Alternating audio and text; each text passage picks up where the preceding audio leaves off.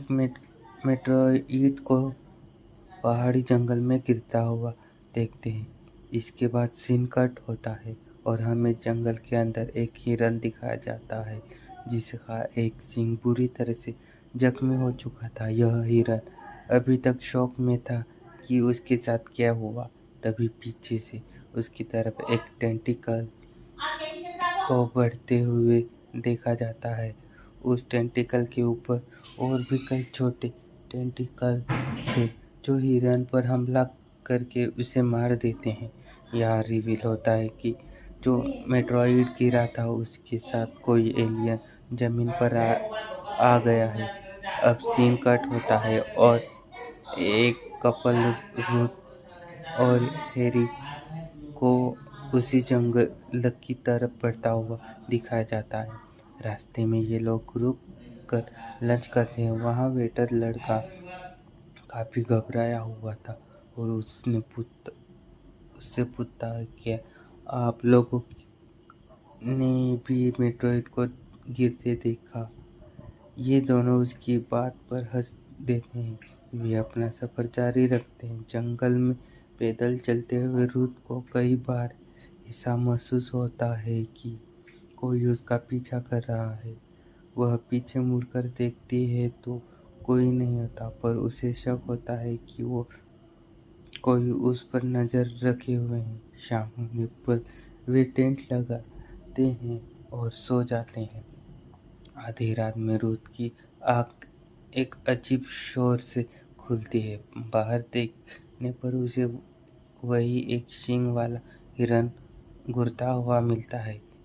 वह इतने अजीब तरीके से देख रहा था कि रूथ परेशान हो जाती है। तभी अचानक हैरी पीछे से उसके कंधे पर हाथ रखता है। रूथ डर जाती है पर हैरी को देखकर रिलैक्स होती है। जब वह दोबारा हिरन की तरफ देखती है तो वह से गायब हो चुका था। वह हैरी को सब बताने की कोशिश करती है पर हैरी को यकीन नहीं आता और वह उसे दोबारा सोने ले जाता है। अगली सुबह हैरी रूथ को समुद्र किनारे एक खूबसूरत जगह ले जाता है और वहाँ उसे प्रपोज कर देता है। रूथ को खुश होना चाहिए था लेकिन उसे पैनिक अटैक आने लगता है। वह पिल्स खाकर खुद को नॉर्मल करती है। उसके बीच सिचुएशन काफ़ी ऑकवर्ड हो जाती है। रात को कैंप में रूथ पूछती है, हैरी तुम्हें प्रपोज करने की क्या ज़रूरत थी। हैरी गुस्से में आया क्योंकि वे 8 साल से साथ थे। लड़ाई खत्म करने के लिए हैरी टेंट में चला जाता है। सुबह रूथ की आँख खुलती है तो हैरी वहाँ नहीं था। वह वॉक पर जाने का नोट छोड़कर गया था। सिग्नल ढूंढते हुए रूथ एक जगह पहुंचती है जहां उसे वही हिरन मरा हुआ मिलता है। वह हिरन किसी काली लिक्विड से ढका हुआ था और उसका मुंह चाकू से कटे हुए की तरह 2 टुकड़ों में फटा था।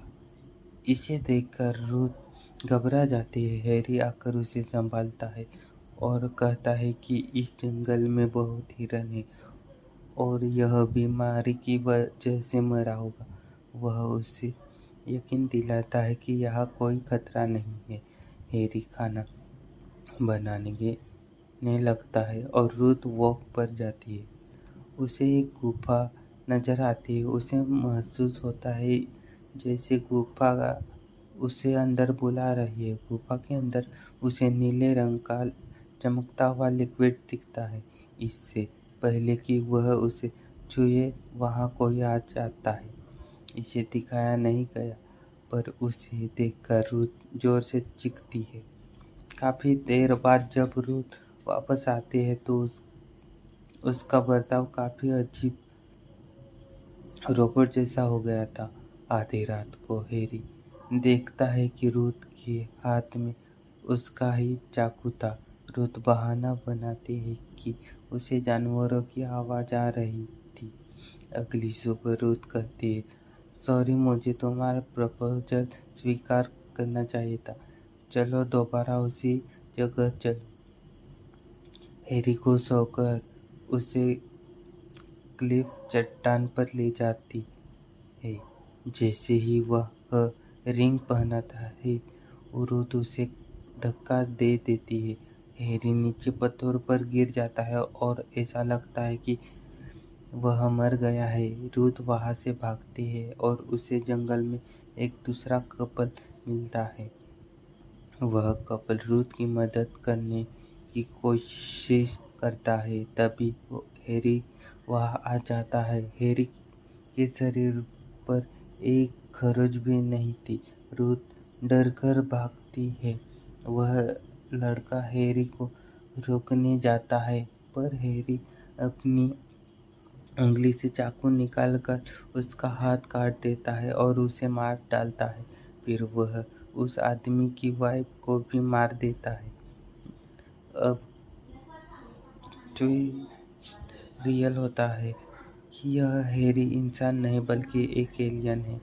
रुथ रुथ बताते हैं कि गुफा में उसके असली हैरी की लाश देखी थी।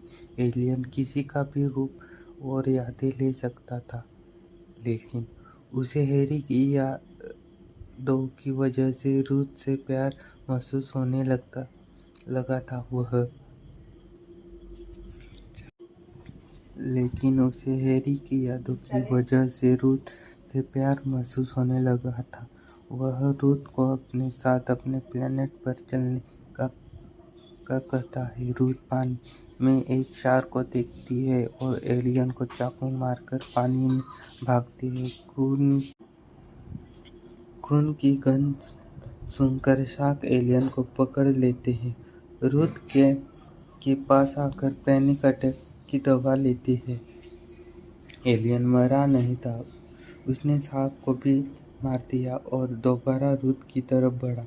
वह रुथ का रूप लेने के लिए उसे एक जाले में बांध देता है। जैसे ही वह रुथ बनता है, उसे रुथ की पैनिक अटैक और एंजाइटी वाली फीलिंग महसूस होने लगती है। वह इस बेचैनी को झेल नहीं पाता। रुथ पत्थर से उसका सिर कुचल देती है और गाड़ी लेकर जंगल से भाग निकलती है। गाड़ी में बैठे हुए रेडियो चेहरे वह एलियन जो रुथ की शक्ल में है फिर से उससे बात करने लगता है। फिल्म के आखिर में दिखाया जाता है कि आसमान से बहुत सारी एलियन शिप्स गिर रही है, यानी अब एलियन की पूरी कॉलोनी आ चुकी है और जो पृथ्वी पर कब्जा कर लेगी। इसी भयानक अंत के साथ फिल्म खत्म होती है।